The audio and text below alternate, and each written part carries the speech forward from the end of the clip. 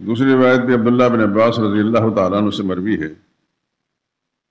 فرماتے ہیں سرور عالم صلی اللہ علیہ وسلم نے ارشاد فرمایا، اللہ تعالیٰ کے نزدیک عشرہ ذی الحج سے، ذی الحج اگلا مہینہ جو آ رہا ہے چند روز بعد، زیادہ عظمت والا کوئی دن نہیں ہے، نہ دوسرے ایام کا کوئی عمل، کوئی نیکی ان ایام کی نیکیوں کے برابر۔ تو ساتھ ہی بڑی عجیب بات رسول اللہ صلی اللہ علیہ وسلم نے ارشاد فرمائی، فَأَكْثِرُوا فِيهِنَّ مِنَ التَّسْبِيحِ وَالتَّهْلِيلِ وَالتَّحْمِيدِ وَالتَّكْبِيرِ، لہذا تم ان دنوں میں تسبیح، تحلیل، تکبیر اور تحمید کثرت سے کرو۔ تسبیح سے مراد سبحان اللہ، تحلیل سے مراد لا الہ الا اللہ، تکبیر سے مراد اللہ اکبر، اور تحمید سے مراد الحمدللہ۔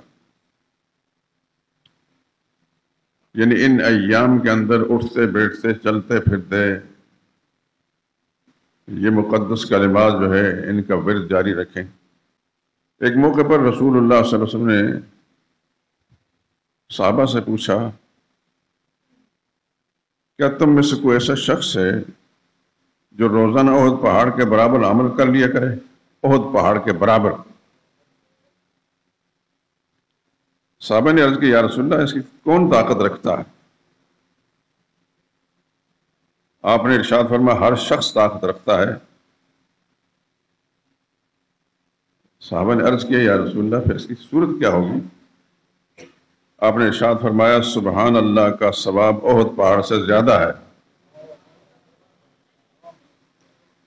لا الہ الا اللہ کا ثواب احد سے زیادہ ہے، الحمدللہ کا ثواب احد پہاڑ سے زیادہ ہے، اللہ اکبر کا ثواب احد پہاڑ سے زیادہ ہے۔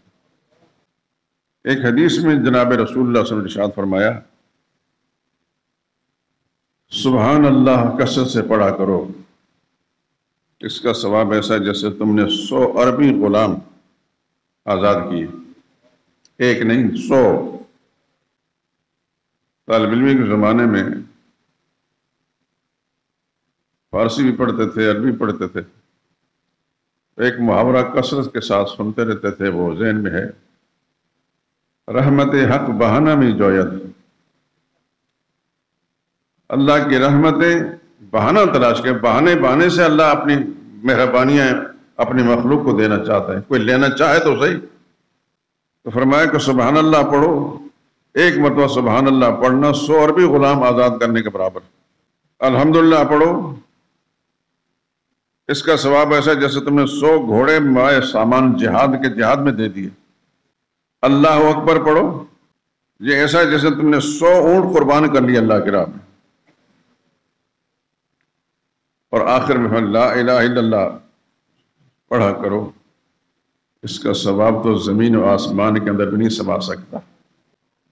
آپ نے غور فرمایا، سبحان اللہ کا اجر 100 عربی غلاموں کے برابر، آزاد کرنے کے برابر۔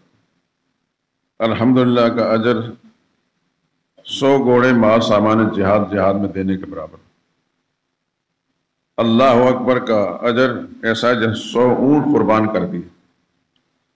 لیکن لا الہ الا اللہ کا جو اجر ہے اس کے بارے میں یہ نہ زمین میں سما سکتا نہ آسمان میں۔ کیوں ایسا ہے؟ وہ اجر سبحان اللہ کا نہیں، الحمدللہ کا نہیں، اللہ اکبر کا نہیں، لا الہ الا اللہ کا اجر اتنا زیادہ کیوں؟ کچھ سمجھ میں آئی بات؟ آ گئی ہوگی انشاءاللہ، آنی چاہیے۔